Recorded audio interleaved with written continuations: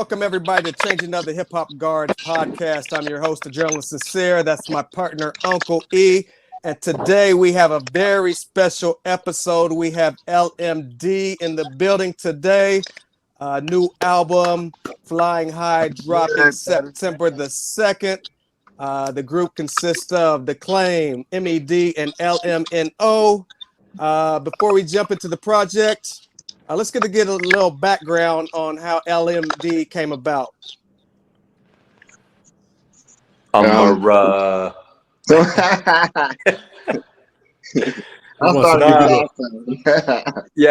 Basically, all three of us, well, Dudley and Meg go back like early 90s from, Oxnard area. And the way I kind of come into the fold, like I did a lot of work with Ono.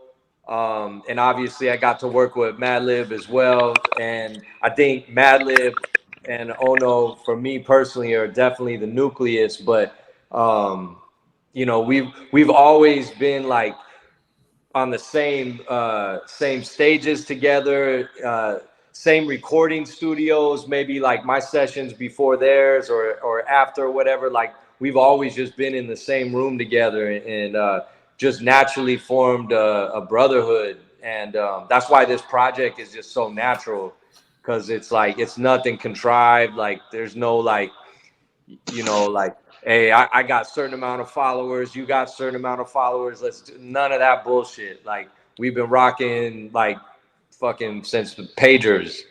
You know what I mean? So real shit. Yeah. Payphones and shit. Real. Very dope. So let's break it down just a little bit. DECLAIME, how did you and MED cross paths? Well, I kind of refer to him as like one of my sons. Because he was young. He was a kid when I started hanging around him. He was in high school, fifth grade. I'm older than all them. So I kind of took him under my wing. You know what I'm saying? Because you look like a ugly duckling for a minute.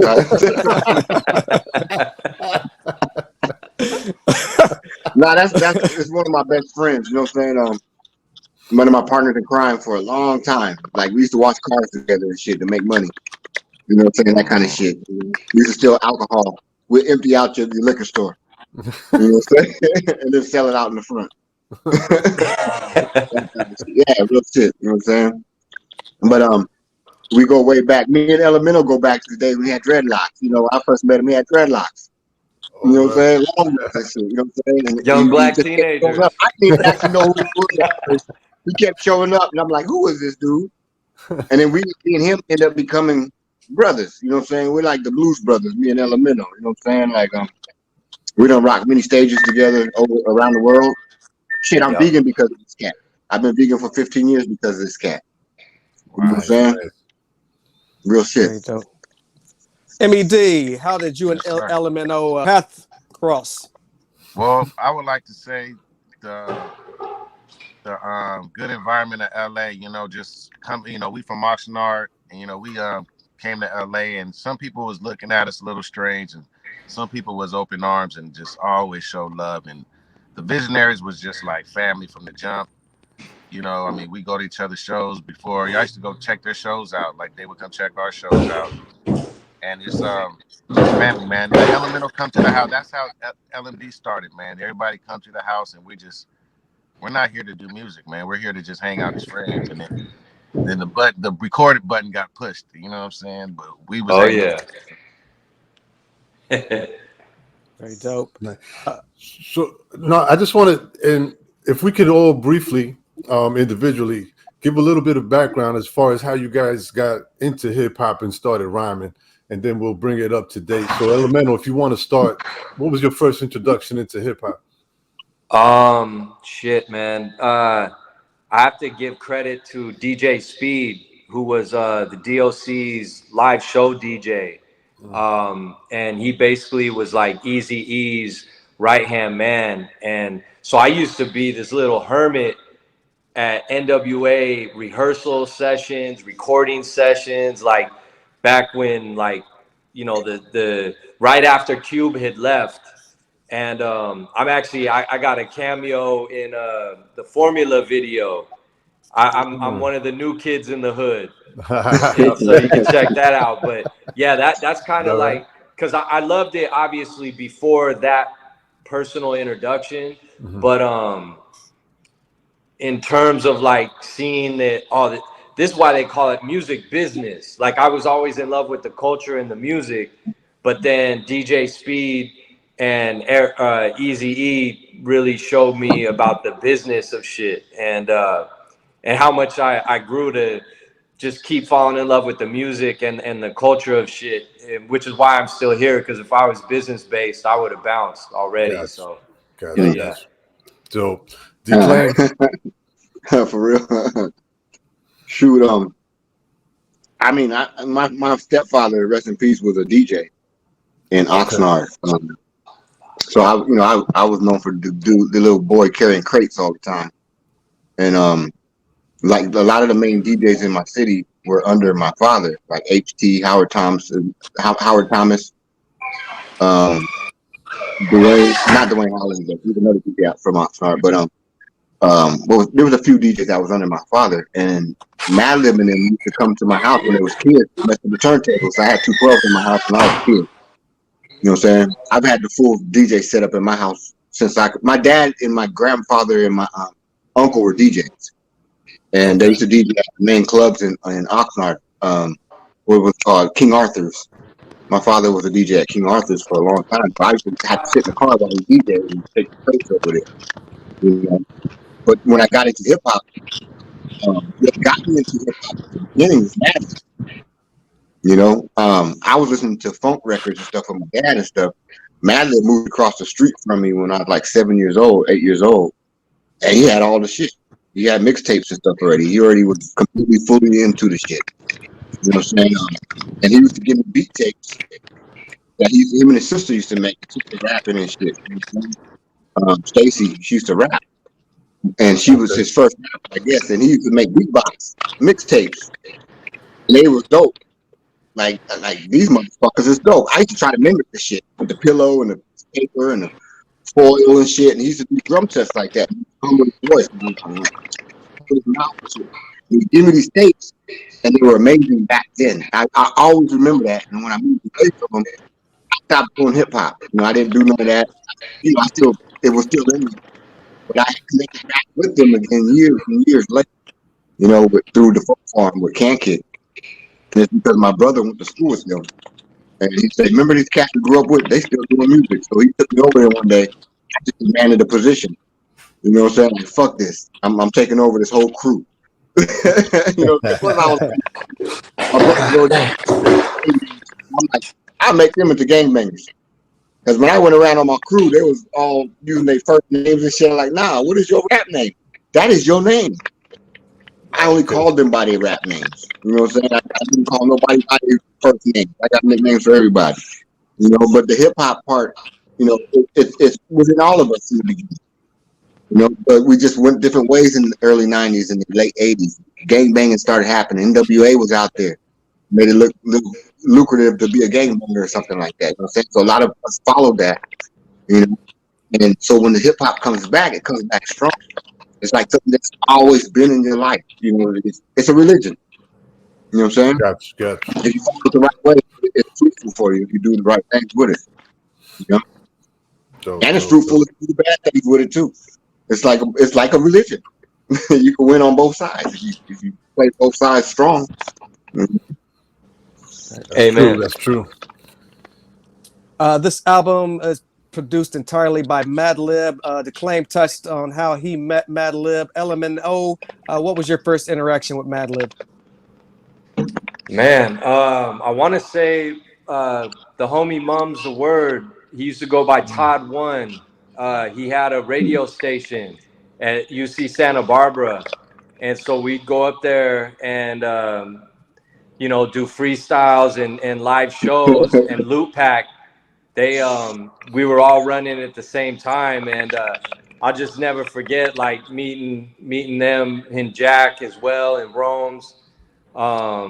Kind of like simultaneous, and then I was Mum's the Word and the homie Mong took me under their management, and we how did that work? We were doing a 12-inch, and then said something about hooking up with Madlib to work on a song, and we picked him up from wherever he was in LA, picked him up, and I'll never forget like the car ride. So we stop and get 40s, and we're drinking They don't on the sell way to the 40s no more. studio. That's the good Yeah. times. So we're drinking on the way to the studio, listening to A and B side of this cassette, and every beat he played, I'm like, that one.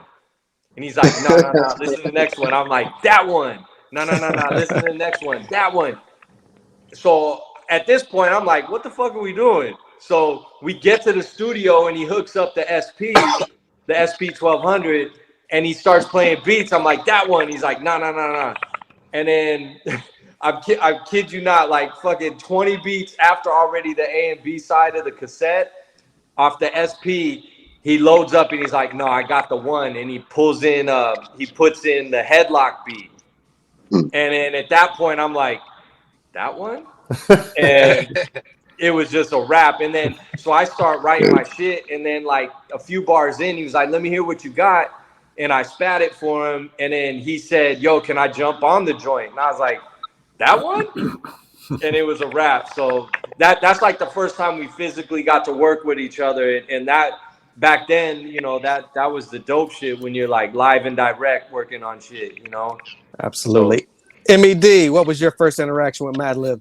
Shit. My first one was I was in high school, like baby. And, what'd you say?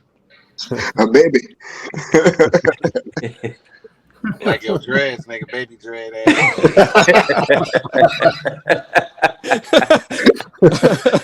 Yeah, so I was in high school and I was performing. I was always performing at the high school rallies, and then my boy, rest in peace, Tony Mitchell, he had he was like, yo, you heard of the Lupac? I was like, nah, you know, they had a demo going around the city. This is before they had got with the Alcoholics. DECLAIME was pretty much right after this little episode. I met DECLAIME, but so we go to his house, and he's like, rap for us. So we end up rapping for him, and he kind of pulled me to the side. He's like, hey, you should start coming to rap with us. You should fuck with me. And I was like, well, shit, I'm fucking with the homies though, but I'm writing all their lyrics because, you know, they just out chasing women, really. And we had a little dance group. It was called ATM, African Teenage Men. You know?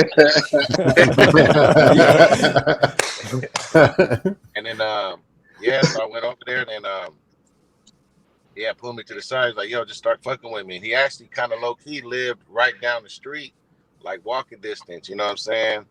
So I used to walk through the park. I had the homies playing basketball, and I see me walking with records, and they were like, where you going? So I'm going to go to Otis' house. And then some of them knew Otis, though, because he always did music, you know what I'm saying?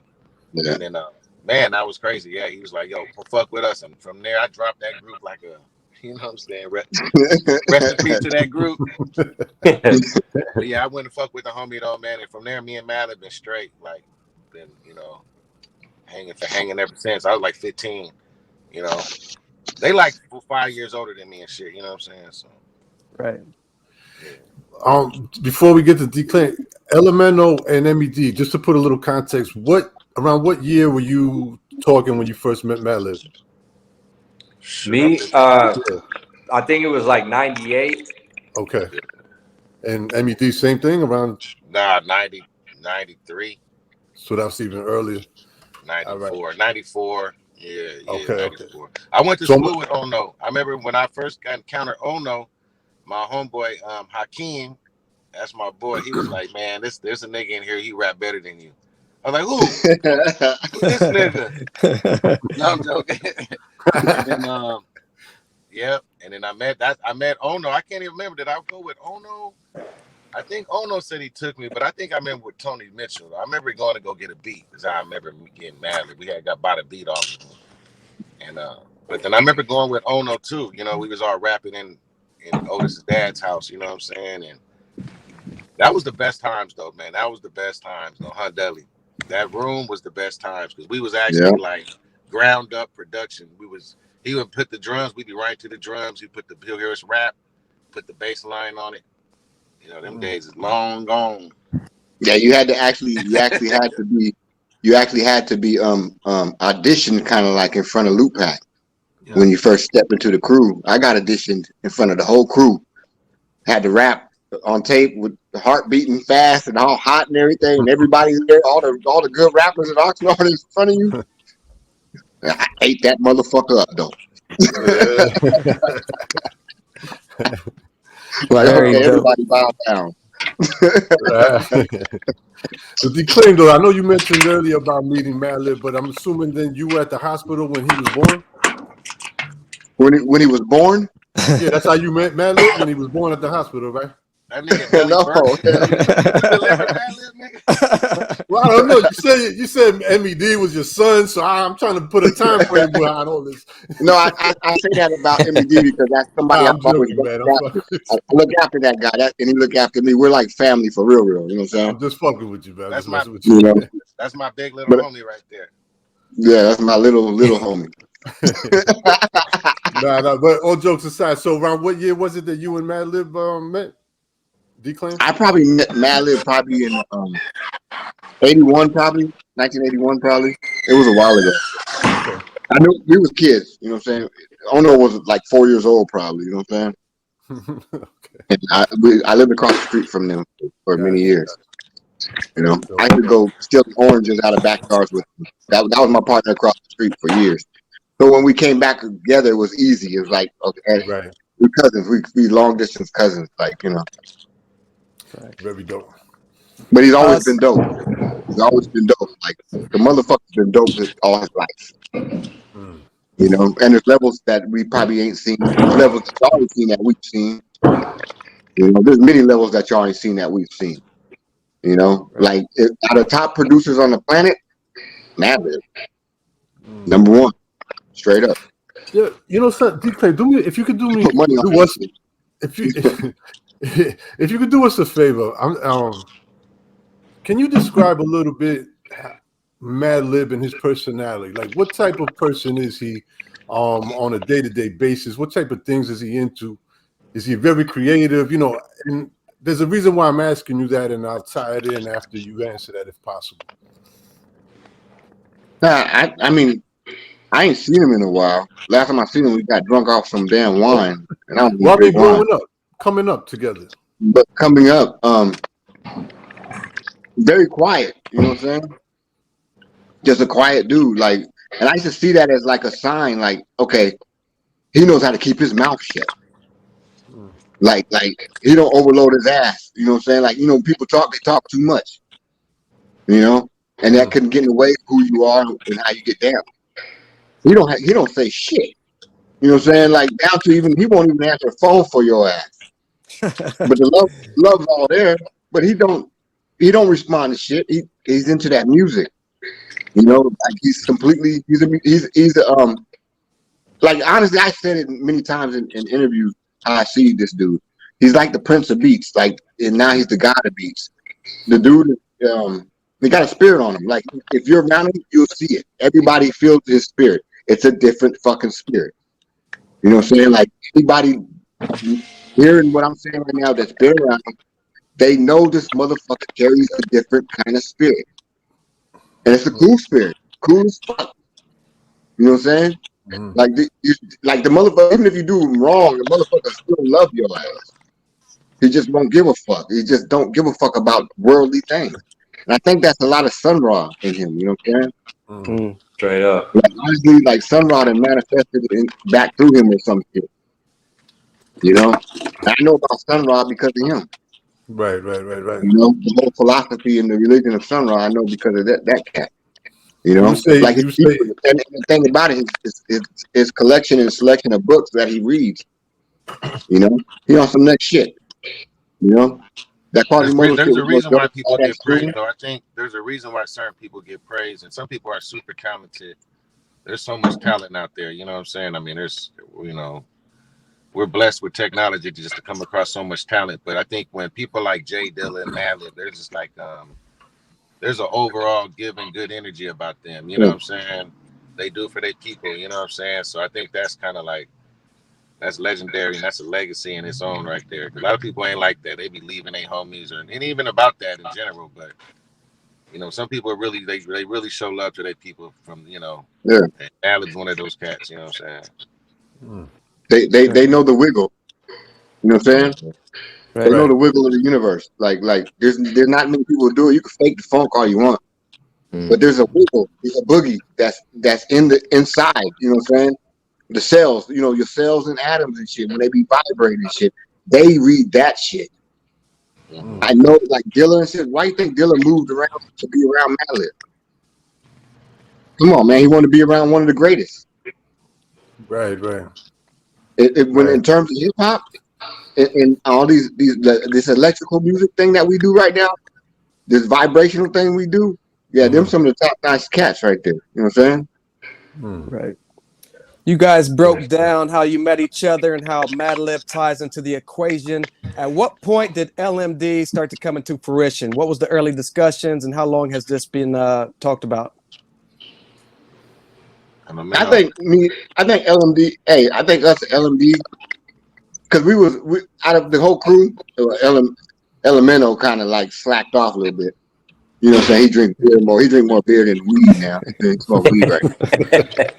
But I think because we was the main cats who smoked a lot of weed.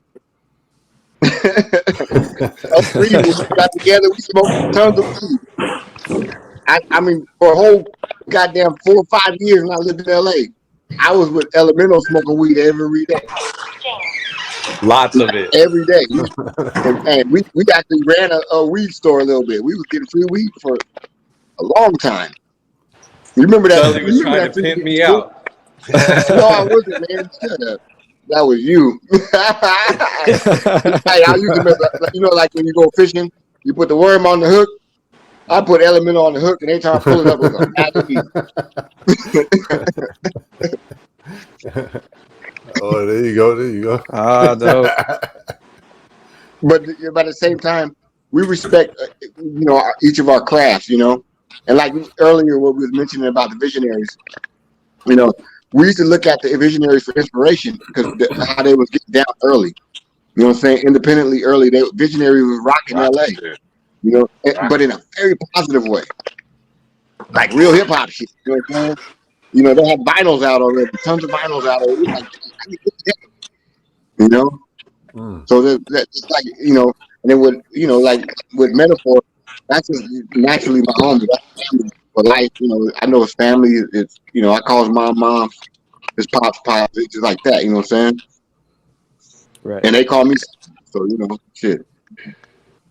Oh, this is easy crew. This is easy. MED. What's the concept behind Flying High? Flying High, man. I think Flying High was just the title track, man. I think that's one of our a standout collaboration, I think, on the album, man. I think that was fun. I think that one came across, I mean, Dudley Perkins on the hook, like, you know what I mean? It was kind of it just felt like, I don't know, it just felt like the root of where we come from, you know what I'm saying? Like, just like LMNO came in with his shit, like just, everything was natural, man, you know what I'm saying? So, it was just an easy concept. There's nothing deep about it. There's nothing deep about the album in general, man. I tell you, like I said, it's just three brothers, man. Three homies coming together, hanging out, pushing the record button, picking beats, laughing, talking shit, bagging on each other. Hella. Smoking, you know what I'm saying? But the finished product, that's the energy that we want to bring across with it. Just good times, good vibes, raise our seeds, man. Let's do this good music, man. You make this money, travel, hopefully, get these shows going and, flying high, everybody, man. It's time to elevate, man. It's all about the product came out good, though. The product came out very good, better than we expected. Where pressure, man. When you listen to the whole album, like, oh shit, this is funky. This is actually banging and insightful. Because if you really listen to it, there's a lot of ins and outs about the industry also in the record. About being independent and stuff like that. And gaining a higher level in your music and in thinking. Because it's actually a positive record. A very positive record, Yeah. Right. People can learn some shit off of it. And it's fun.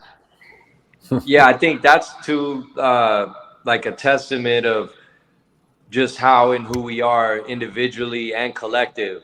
You know, it's like, you know, it's not like we gotta like puff our chest out and like outdo each other with the raps or outdo each other with the I'll smoke more weed than you or there's no outdoing. It's just uplifting, and we're truly flying high. You know, like if you're first class, economy, or business, it doesn't fucking matter. Like we're all flying high. We're all on this same plane, and it's a super dope record, and for it to like kind of get buried for a few years, I think it kind of fossilified, like it made it into oil.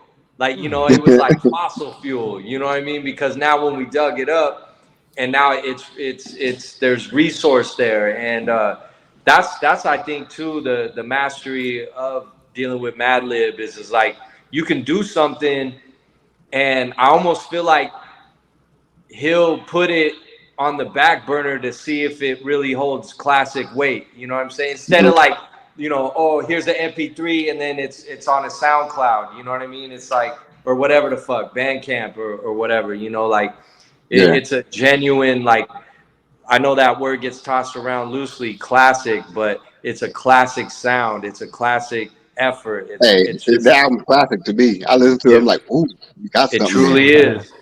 And honestly, like, I personally haven't even I've got 2 versions sent, and I'm waiting for the whole world to, like, I want to be a part of that wave of listening to it, because I want to have like fresh ears, you know, like I know what it took to put in on it, but like I want to simultaneously hear it for the first time in years with everybody. So I'm super stoked on that.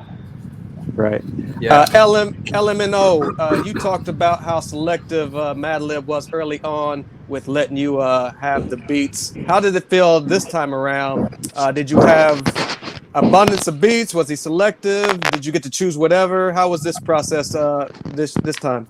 Oh man, we just talked about this yesterday. The funniest part about it was which beat wasn't taken already, because at around the time when we started messing around and doing tracks with you know, which turned into LMD, you know, he had beats, discs out there for other people to have. So, you know, basically we were just up against like, oh, did so and so rap over this, or, you know, so it was just a matter of availability. But again, it's like every beat on those discs, no matter what style it was, and it just, man, the easiest part is just push and play, and then availability, basically, because like Dudley said, he is truly the best, you know, and man.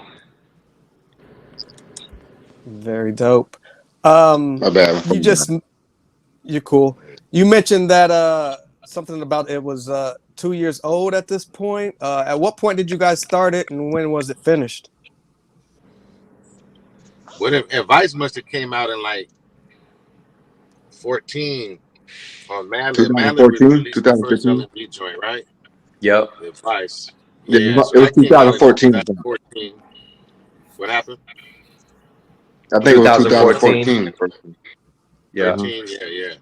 So that was about that was definitely the foundation right there around that time, I would believe, right? Yeah. Yeah. And through time, just kept recording, you know what I'm saying? But that definitely was like the I want to thank DECLAIME for making sure that we did release this though, because I think this was gonna be just something tucked away. And then Dudley was like, "Yo, man, let's put this joint out, man." And then he sparked it. And then from there, man, we went to LMNO's house, man. So yeah, 2 years, man. But it started in 13 for sure. Listening to it, you know, I had to get used to it. You know what I'm saying? Like I kept getting used to it. Like, hey, this is actually pretty dope. Like, why are we sitting on this? And then we got DJ Quick on the mix. They don't know about DJ Quick. DJ Quick was recording this. You know what I'm saying? Did a little mix on the album, so that was special too. And that was like, that shit was dope. That was dope. So that was like, you know, the process. That was a high night. It was a process to get this album done. Even got Quick to turn some knobs on me. That's crazy. Nice. No, DJ Quick just came in. DJ Quick just came in like, fuck it. He just came into our session and bum rushed our session. Mm-hmm. You know what I'm saying? Nice. And mixed one of the songs for us. Who better to bum rush a session? than Yeah, DJ right. Quick? There it is. Hey, but DJ Quick behind Madlib, crazy. Yeah, he put a little quick mix on it. He had a little fun mix on Hear that shit. Very That's dope. That's crazy. Because DJ Quick is amazing. Like, DJ Quick is fucking right. amazing. Like, his beat, For sure. the shit that y'all ain't heard and I got to hear while I was in that studio, my God. That'd make your ear bleed for real. Your shit will bleed. Go ahead. I just want to know, so far with the buzz that you guys are creating as far as putting this project out coming September 2nd, what type of feedback have you been getting? Super. Well, actually, when Med brought up how song Advice first came out in like 13, 14 or whatever, Grap Lover was like, he was waving the flag big time. He was like, yo, I hope y'all got more in the tuck of this, because he was loving that joint. And I have like an infinite love and respect for Grap. And so like the fact, you know, and big up to Kev Brown, everybody on that side of things, you know what I mean? So to hear the reaction of, and I mean, at the end of the day, it's fucking Madlib, you know what I mean? And it's like, you know, we're just super blessed and honored and it's incredible to be a part of this, you know, and like, it's still unreal to me, you know, but like, yeah, man, it's been real positive. And then the video dropping, that was a good look. The Flying High video has been real cool for us. So, yeah, Cool, man. cool. That's dope. Yeah. So do you think that there might be another project coming down the line at some point in time? Oh, shit. Or would you like there to be another project at some point? It's going to happen just like this one happened, just naturally. Yeah. Now we're going to pull up on each other and get back to it somehow. You know what I'm saying? Yeah. Actually, I got my shit full blown at the crib now too. So before, like when we officially finished the album at my house, Med brought like half his house to my garage. It was the most incredible shit. Comes in with a big screen TV. Oh, we're gonna do one. Yeah. I love screen was cracked on my computer, so I had to bring the big ass monitor with me. It's incredible. That shit cracked off. So we got some behind the scenes footage that we're gonna release. That shit was dope. Nice. Yeah. So, it was definitely. And every time we hang out, that shit feel like every time. You know what I mean? That shit was family shit right there. Yeah, because it's like no matter how many years it'd been since we were, you know, at it, it felt like it was like just last week. You know what I mean? Like we definitely have that vibe together. It's like there's, you know, no time lost, no love lost, none of that. It's just picked right up, you know? Yeah. Right. So, what was it about Dan Lish that you I'm guys glad we got to finally get it. Go ahead. Oh, Dan Lish is my guy. You know what I'm saying? Yeah. What was it about Dan Lish that you guys reached out for him to do that album cover? He's like one of the generals of the ship. You know what I'm saying?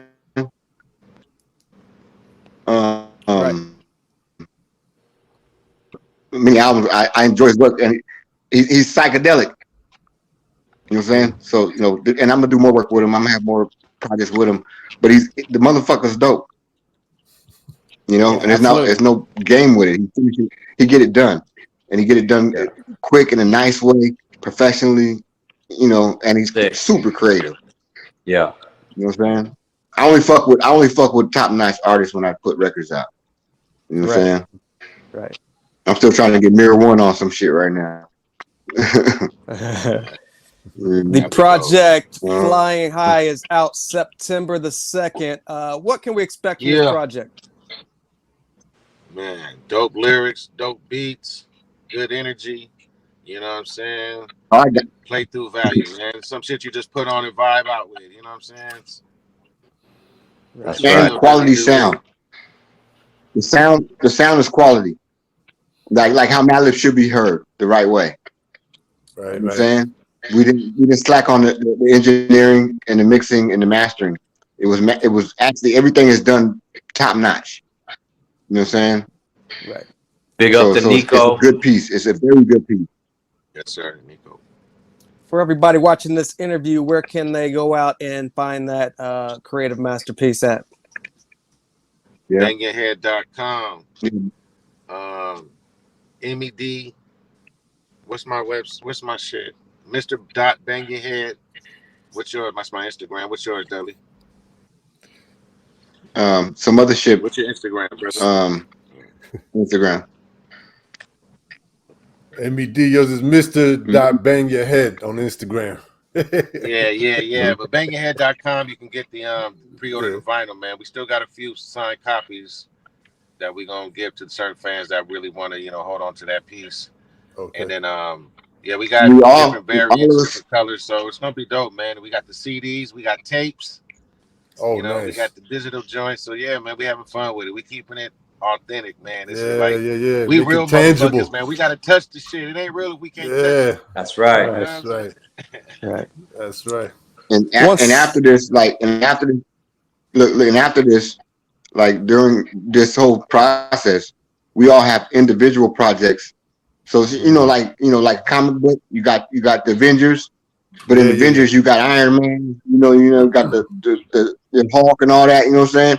Got separate comic books, but then we come back together again because we all got some potent projects after this also, like insane shit. Like, hey, as we age with this time thing and shit like that, we got better. You know what I'm saying? Like masterful about this shit. And if you don't master your craft, what you doing? Right. Exactly. That was my next question. That was my next question. Individually, what are you guys working on once Flying High does its thing? Just nonstop, man. Just, various projects. Like, shit, I just did a joint with DJ Design like 2 days ago. Got one with Madlib in the tub. Jump on that project too. I got to jump on that project too with Design. Oh, for sure. Definitely. Yeah, man. And I can't wait to get back to the LMD shit and just continue that vibe and just keep it going. And you also have a record. You also have another record coming out on Bang Your Head. Yes. Produced by Madlib. That's right. Yeah. So shit don't stop. You know what I'm saying? Yes, sir. Hey, and that's a very big record. As far as for LMD, are you guys planning on doing any type of shows or anything like that to support the project? Yeah, definitely. Yeah. Definitely, yeah. So we appreciate your guys' time this afternoon. Before we get out of here, can you guys shout out your social media? Word. James K. LMNO. That's at Twitter and Instagram. MED84OX, Metaphor Ox on Twitter. Mr. Bang Your Head on Instagram.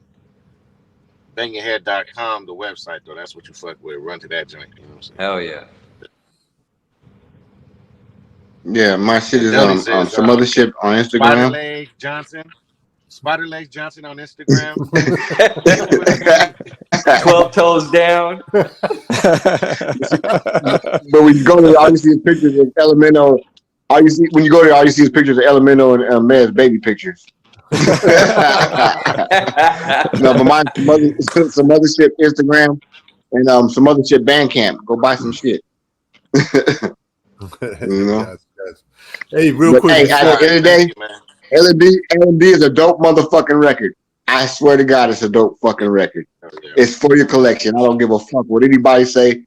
It is the dopest album for hip hop. For a hip hop group that actually congeals the way we do, is dope. There's a lot of dope groups out there like Contra and all that, but for three motherfuckers, it's us. You know what I'm saying? We're the three-headed monster right now. You know what I'm saying? Listen, real quick before we go, Declaim, I was going to tell you the reason why I asked you about that Madlib question. I grew up with MF Doom, Zevlov X, and I was always curious as to, I never really got to know why or how him and Madlib kind of came together. So I was trying to get a feel for, you know, through you guys on how Madlib was, you know what I mean, creative wise and stuff like that. And it makes sense why those two kind of came together and gelled. So like him and Doom. Hey, him and Doom was buddies. You know what I'm saying? Right. Like rest in peace to Doom. Rest in peace to Doom. Like I cried out loud when he died. You know. I sang accordion with tears in my eyes. You know what I'm saying? Because for a whole year, almost a whole year and a half, I hanged with him for the whole year. When he was out in LA, I was excited. Me and him was partners in crime. You know what I'm saying? Like straight up. I know Doom. That, you know, I love that motherfucker to death. So when he died, that shit hit my fucking spirit so bad. Like, that was my friend. You know what I'm saying? Oh, that's cool, man. It's cool to know, man. It's a pleasure. Like I said, I grew up with him, you know, from Long Beach, New York. You know what I mean? I'm down with the Get Yours posse. And wow. So I just wanted to know. He showed up at my house every day with a 12-pack. I didn't even drink back then. He just showed up with a 12-pack.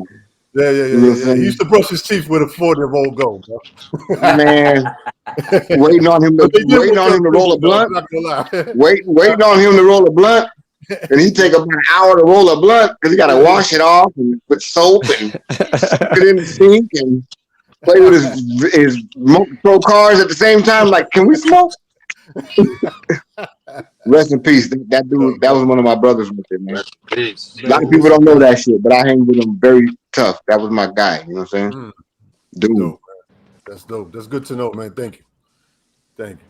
Guys, once again, it's been a pleasure, man, on behalf of Sincere and myself and us at Changing Appreciate you, Guards. We wish you guys all the best, man. Continued success. Keep on doing what you're doing. You've been providing us with theme music for all of our lives, man. So keep it going. Yeah.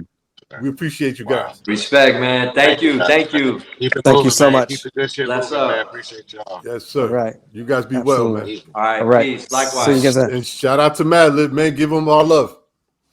One love, man. All right. Sincere, I got some shit for you. Hit me up. Okay, absolutely. I appreciate you. All right, man. All right. All right. All right, let me know.